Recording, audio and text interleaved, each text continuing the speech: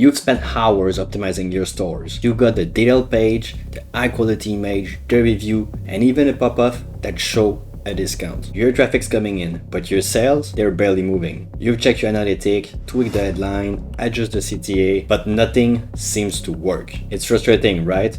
You've done everything by the book, but the conversion just won't budge. Here's the thing, most e-commerce stores don't fail just because of one problem. It's often just a handful of small, overlooked problems in your CRO strategy that together quietly kill your online store sales. Hi, I'm Bruno, and over the past 2 years I've helped 20 e-commerce brands just like yours turn click into customer and maximize their online store revenue. In this video, I'm gonna break 7 CRO mistakes that I see all the time. I'll explain why they're hurting your conversion and show exactly how to fix them so you can turn those clicks into customers. And you might want to stick around because there's a good chance that your online store have the issue number 3 and 4, lack of visual hierarchy.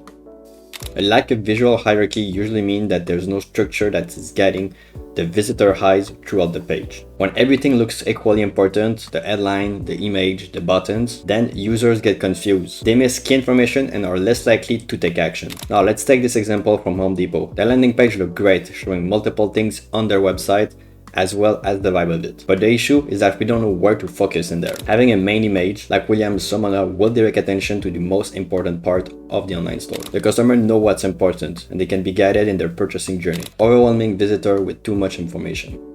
Overwhelming visitor with too much information happen when the online store show too much information to the visitor, leading them into a decision paralysis. This is choice overload. This makes visitors feel overwhelmed and leave instead of buying. So it's not just about having a product page that is filled with specs. Collection page and menu often feel cluttered with too many filters and poorly optimized categories. Let's take this example of sleeping bag collections. This will generate panic for your visitors, and this can be easily avoided by making some of the filters regroup together. The options needs to be fun to interact with. So we can regroup some of the product under the same collection. For instance, something like snow sleeping bag. On the other hand, we can see that Wayfair have a very easy way of doing their filtering. It uses images, which is much more interacting than without it. The same issue can happen when the menu is not in the proper order. This became quickly overwhelming in the case of this brand, Otto. Where should visitor look first? In contrast with Vitamin Shop, where the menu section is clearly divided into section and categories, it is very easy to understand. We can see things such as multivitamin,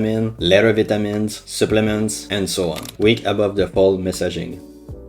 Now, the most critical part about every page of your online store is the section above the fold. This is the portion that everyone's gonna see without even scrolling. So it is crucial to make the most out of it. Let's take this bad example from Pop-Up Leather. We can barely see what the site is about. At first, it looked like a sewing machine company. The headline, 12 years anniversary sales, doesn't help us much more to understand what the brand is about. We know it's something about leather, but we know it because of the brand company. And when we look more into details, we find out that they're actually selling leather wallets. Now let's take this good example from M-Ace. Just with the headline, we know that the solution will give us the way to power anything and charge anything from anywhere. There's a cool background that actually generates an emotion, and we can see some feature about their main product. And we also see some of the brand benefits. Unclear value proposition.